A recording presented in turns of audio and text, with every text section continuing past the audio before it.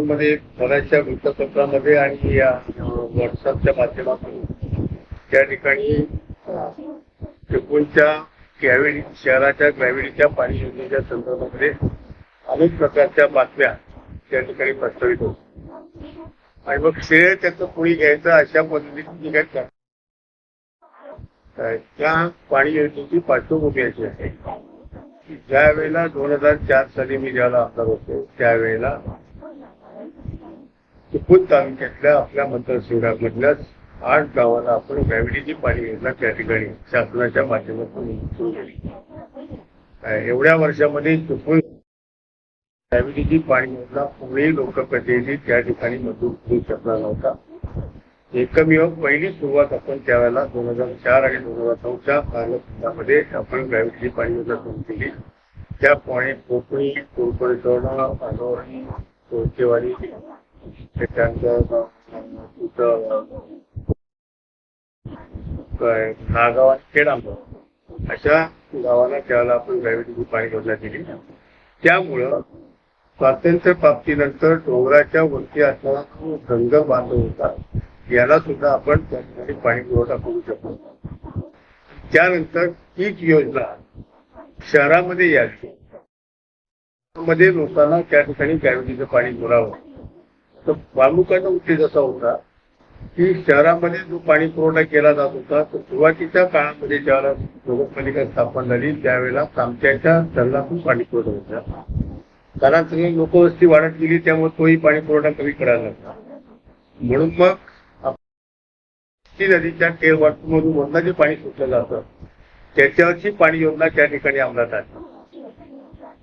त्याच्यामध्ये शहराच्या काही भागात गोळकोटमध्ये नव्यानं पाणी योजना केली आणि त्याच्यावर तो त्या ठिकाणी विभागला आला आणि काही शहराच्या अर्ध्या भागाला गोळकोटच्या पाणी पुरवठा करायचा, काही भागाला ह्या ग्रॅव्हिटीचं जे आपल्या ह्याचं पाणी जे सुटत होतं तेल वाटत होतं त्या माध्यमातून करायचं. परंतु त्यानंतर मग या पाण्यामध्ये गोळकोटच्या पाण्याचा भरती आणि ओटीचा प्रभाव असल्यामुळे मजूर पाणी त्या ठिकाणी सुरू झाले. लोकांना मजूर पाण्याला त्या ठिकाणी सामोरं जावं लागलं. इकडून ज्यावेळेला इलेक्ट्रिसिटी निर्मिती होत नव्हती त्यावेळेला त्या ठिकाणी त्या नदीचं पाणी आणि त्याला पाण्याचं टायमिंग ते त्या ठिकाणी बरोबर चालता येत नव्हतं आणि म्हणून मग ती आणि दुसरं असं की त्याच्यामध्ये शिर्डी, पोकळी आणि गाडी खतमोली या ठिकाणचं जे एमआयडी दूषित पाणी आहे हे दूषित पाणी त्या नदीमध्ये त्या ठिकाणी येत असल्यामुळे लोकांना दूषित पाण्याचा देखील प्रादुर्भाव त्या ठिकाणी होत होता आणि म्हणून डॅम मधनं पाणी शहराला यावं की ज्यामध्ये कुठचंही पोल्युशनचं पाणी त्या ठिकाणी असणार नाही अशा पद्धतीच्या संकल्पनेतून आपण त्या चिपळूण शहराच्या ग्रॅव्हिटीच्या पाणी योजनेचा त्या ठिकाणी संकल्प सोडला. अर्थात केवळ शहरापुरता हा मर्यादित नव्हता तर कोळकेवाडीपासून चिपळूणच्या शहरापर्यंत येणारी अनेक गावं आहेत. पिंपरी काम असेल, त्याच्यामध्ये खरपोली असेल, त्याच्यामध्ये कानव बिना ही सगळी 18 वेळा दुसरी जी गावं आहे बेर्डी सगळी गावं त्या ह्याच्याखाली त्या लाईनवरनं आपल्याला ग्रॅव्हिटीच्या पाण्याच्या माध्यमातून घेता येते. अशा पद्धतीची ती संकल्पना काय त्याच्यासाठी अनेक वेळेला दिल्लीपासून ते मुंबईच्या मंत्रालयामध्ये जवळजवळ 15 ते 20 वेळा त्याच्या बैठका झाल्या. पण त्याला एमसीबीचं म्हणणं असं होतं की आम्हाला वीज पुरवठा करण्यासाठी पाणी कमी पडेल त्यामुळे आम्ही हे वीज जी धरणं बांधलेली आहेत ती विजेसाठी बांधलेली आहेत, ती पिण्याच्या पाण्यासाठी बांधलेली आहे. पण त्यावेळेला शासनाला असं पटवून दिलं होतं की जे पाणी तुम्ही त्याच्यावर विजेचा खर्च लिफ्टिंगसाठी होतो त्याच्यापेक्षाही पाण्याचा वापर आम्ही कमी करणार आहोत आणि हे शासनाने मान्य करून त्यावेळेला चिपळूण शहराला ग्रॅव्हिटीची पाणी योजना त्यांनी मंजूर केली. त्यावेळेला माजी नगराध्यक्षा सोनकळस आणि बाकीचे आपले नगरसेवक त्यावेळेचे जे होते मी माझ्या समोर त्या ठिकाणी सातत्याने काम पाठपुरावा करत होतो.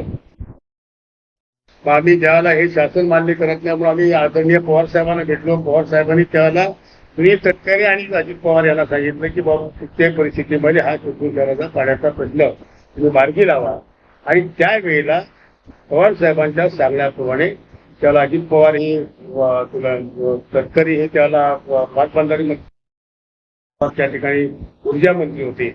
या दोन्ही गोष्टी त्याला जगून आल्या काय आणि त्यावेळेला आपण ती पाणी योजना त्या ठिकाणी मंजूर करण्यामध्ये यश प्राप्त केलं नुसतं यश प्राप्त केलं नाही तर शासनाबरोबर तो करारनामा करावा लागतो पाणी देण्याचा.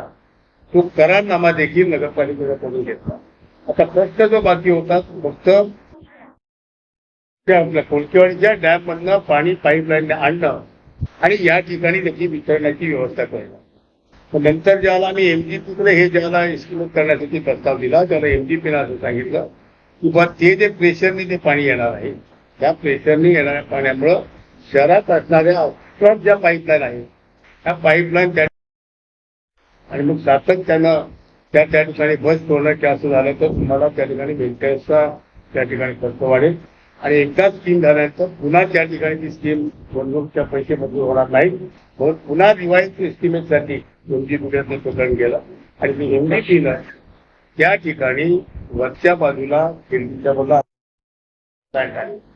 त्यापेक्षाही उंच पातळीवर तो फिल्टरेशन घ्यावा. कारण आता जी पाण्याची जी लेवल आहे ही लेवल समुद्र सपाटीपासून 85 मीटर इतक्या उंचीवर आहे. 85 मीटर पर्यंत ते पाणी वरती सुटू शकेल.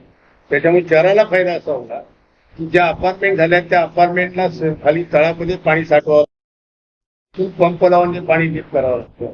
तो पंपिंगचा खर्च होणार नाही. दुसरी गंमत अशी की त्या ठिकाणी इलेक्ट्रिसिटीचा प्रश्न येणार नाही ग्रॅव्हिटीची पाणी योजना असल्यामुळं आणि म्हणून मग त्या ठिकाणी ही योजना शहराला होणं अत्यंत गरजेचं आहे.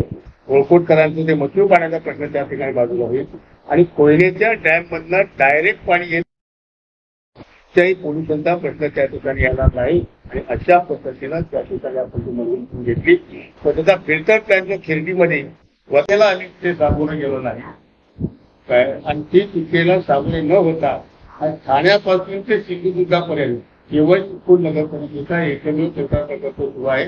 बाकी कोणतीही नगर करू शकली नाही आणि म्हणून आज चिपळूण शहर हे कचऱ्यापासून त्या ठिकाणी बाजूला गेलाय. जर समजा पुरावठा 21च्या पुरामध्ये तो कचरा प्रकल्प आमचा नसता तर कदाचित संपूर्ण कचऱ्याचं साम्राज्य शहरामध्ये झालं असतं. लोकराईनं सामोरं जावं लागलं असतं आणि म्हणून त्यात कोणीतरी त्याच्यामध्ये काम करावं करून काय मी कधी त्याचा कोणाला बाजून नाही की आम्ही पेपरला घ्यायला दिलं नाही किंवा हे पेपर आम्ही बदलून करून आणले. केवळ त्याला आर्थिक तरतूद केल्यामुळे त्याचे ताबडतोब व्हॉट्सअपवर आणि पेपरवर सगळी त्याची जाहिरात करू लागली. काय जाहिरात करण्यापेक्षा त्याच्यात काम करा त्याला योग्य होईल हे उद्घाटन तुम्ही केला तरी चालेल. पण पुढच्या उद्घाटनाला आम्ही सगळे असणार त्यामुळे तुम्ही काय करणार त्याच्यामुळे या ठिकाणी प्रत्येक पाणी योजना शहराच्या दिशेने महत्वाचं आहे. एवढंच नाही ही लाईन झाल्यानंतर आजूबाजूला जी गावं येतात ती गावं सुद्धा क्रांतीची पाणी त्या ठिकाणी आली पाहिजे. तुमच्या भविष्य काळामध्ये शहराच्या तो प्रयत्न करणार आहोत ते हिंदी पासून ते अगदी घरकुली आणि ते बाकीचा सगळा तो परिसर आहे अगदी त्याच्यापर्यंत मराठ्यापर्यंत हा सगळा परिसर त्या ठिकाणी गांधीच्या पाणी योजनेखाली शासनाकडनं मंजूर करण्याचा आम्ही निश्चितपणे पाठपुरावा करणार आहोत. ही मला खात्री आहे की जशी 7-8 गावं झाली तसं शहर होईल तशाच पद्धतीनं ही सुद्धा गाव सगळी गावं ग्रामीणच्या पाणी योजनेला त्या ठिकाणी टाइम्स डिजिटलला लाईक करा, सबस्क्राईब करा, शेअर करा आणि बेल आयकॉन दाबायला विसरू नका. पाहत रहा टाइम्स डिजिटल.